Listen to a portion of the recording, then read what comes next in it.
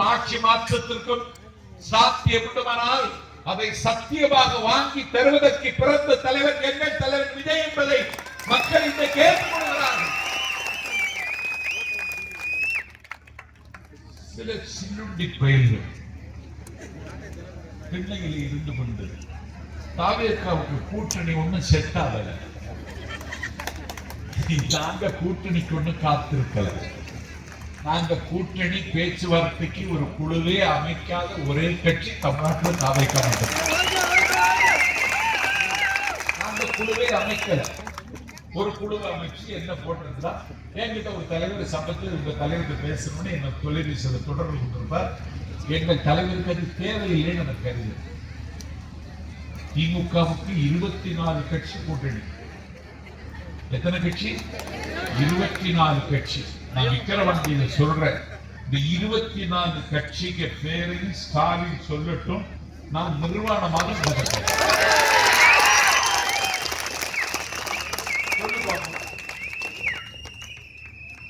கூட்டணி வைத்திருக்கிற 24 கட்சி, இந்த 24 கட்சி தலைவர்களுக்கு பேர ஸ்டாலின் சொல்வாரா? இல்ல அவருடைய அறிந்த வகுப்புதல் திமுகவை அழிக்க பிறந்தவர் உதயநிதி அவர் சொல்வாரா? எங்களுக்கு கூட்டணி இல்லை. ஆனா நேற்று நான் மாதவரத்தில் பேசுகிறேன். நான் பேசி முடித்ததற்கு பிறகு ஒரு காங்கிரஸ் கட்சியின் மூத்த வட்டார தலைவர் மேடைக்கு வந்து, கூட்டணி நாங்கள் உங்களிடத்தில் வைக்கின்ற வாய்ப்பை நாங்கள் இழந்தாலும் காங்கிரஸில் இருப்பவர்கள் எல்லாம் தாவேக்காவுக்குத்தான் வாக்களிப்பவர்கள். அண்ணாவுக்கு 18 ஆண்டு காலம் தேவைப்பட்டது. 1972 தங்கத்தில் முகமெடுத்து சந்திரத்தில் உடலெடுத்து வந்த சரித்திர தலைவர் மக்கள் திலகம் எம்ஜிஆர். 8வது வள்ளல் என்று நாட்டு மக்கள் ஏற்றுக்கொண்ட பொன்மன செம்மல் எம்ஜிஆர்.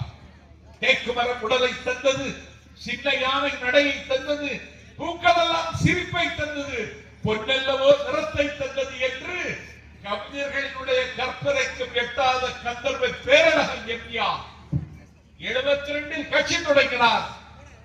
ஆட்சியை அமைப்பதற்கு அவருக்கு 5 ஆண்டு காலம் அவகாசம் தேவைப்பட்டது.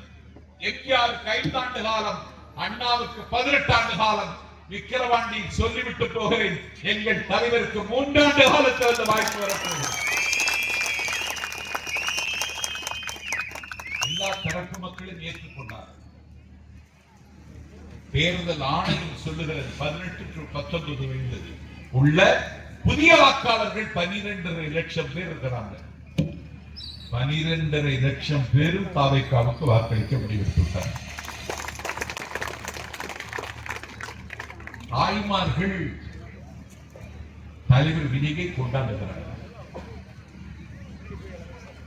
நிறைய வீட்டில் பெண்கள் சொல்லுகிறார்கள், நீ சொல்ற கட்சிக்கெல்லாம் இனிமேல் ஓட்டு போட மாட்டேன், போட்டா விஜய்க்கு தான் போடுவேன்.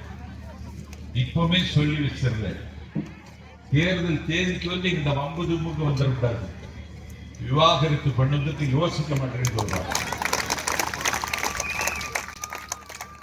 பெண்கள் அப்படி சொல்றாங்க, இளைஞர்களுக்கு சொல்றாங்க, மாணவர்கள் சொல்றாங்க.